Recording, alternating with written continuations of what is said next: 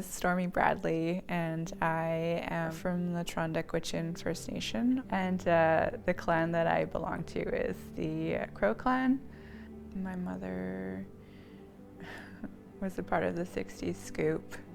I grew up not necessarily knowing my cultural roots or background, so I've kind of been figuring out my Indigenous identity and who I am as a person. Like, I'm a single mom and I have a daughter and she's 9 years old, and I want to provide her with a good life. The pandemic happened and I wanted to go to art school the year before, but there were so many things. It's like, no, why would you go to art school? You have a great career, continue this path, and you'll be able to retire with a pension or something. I should go and move to Dawson City, where my First Nation is, and try to create some connection to where I essentially come from. I just feel like, finding community wherever you can get it is important. I was really under the impression that it was going to come from a certain source, and finding out that that wasn't the case was really hard. But the faculty at the SOVA school, they encouraged me to continue on with my studies, and there was multiple times that I had wanted to quit and just give up, but they built me up and reassured me that I'm a great artist and I have a great story to tell. So I just think if you have a dream to follow, if there's something that's supporting you, you should just do it. Like, I went to art school and it was the best time of my life. I am Teslin Tlingit First Nation, and I belong to the Deishitan, the split-tail beaver clan. I also self-identify as someone with a mixed background, so I have Tlingit blood, I have European blood, and I also have Chinese Vietnamese blood. And education was always a really important piece of my upbringing, learning specifically, not necessarily standardized education, but learning. And I was always taught that we can learn something from everybody, no matter who they are.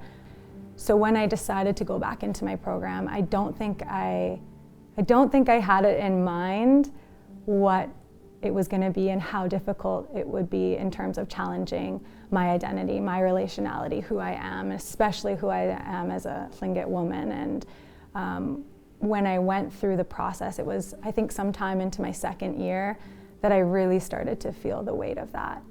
Quite frankly, I was pretty subdued by the weight of it. It was a lot to hold on to and to handle, as I was also trying to pursue this educational aim. And so I remember feeling like I was treading water.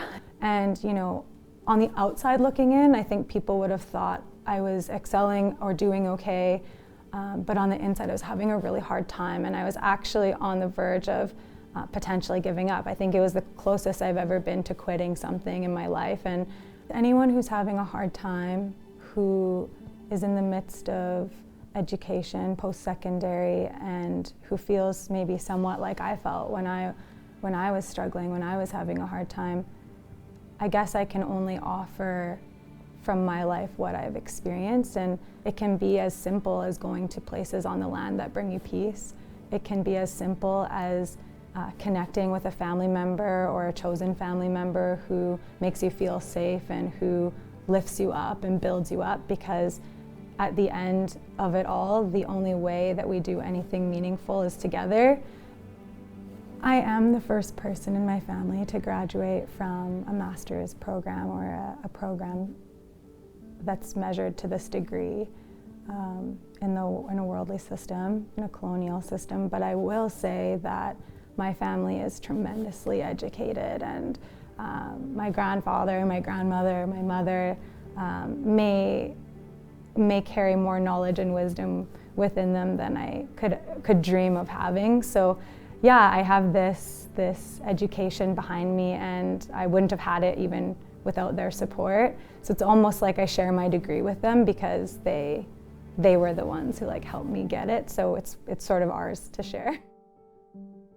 My name is Lauren McGinty. I am from Selkirk First Nation. I am part of the Wolf Clan.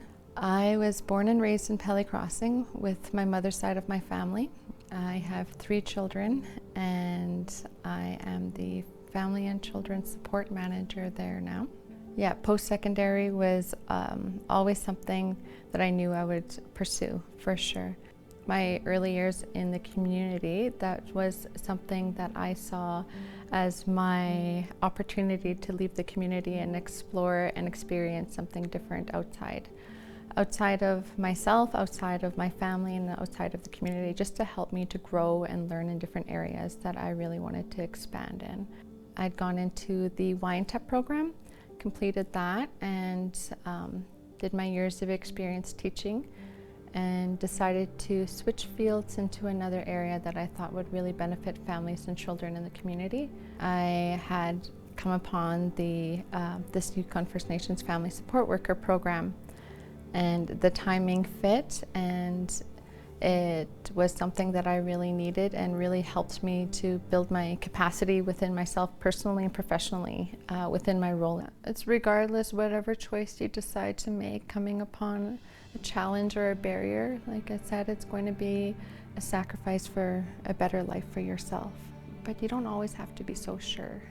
You know, you just have to think about what you need to do in that moment sometimes, and making the right choices for what you need to do to make yourself feel better at the end of the day. If you fail, you learn, you try again, you find a new way, you keep going. Technically, I should be teaching right now, you know, but you know, people get to change their minds whenever they want. But that connection to community really does give you the strength that you need to move forward. It's a blessing more than anything. And there's no limit to the age or the field or, you know, the family circumstance, if anything, that can hold you back. I mean, it's all up here. So I think when I started to discover that for myself, and I realized how much of it was due to myself and my own beliefs and my own actions, and there's a lot of power in that and where you can take yourself. So going into the unknown itself can be very scary at times, but it really is worth the risk.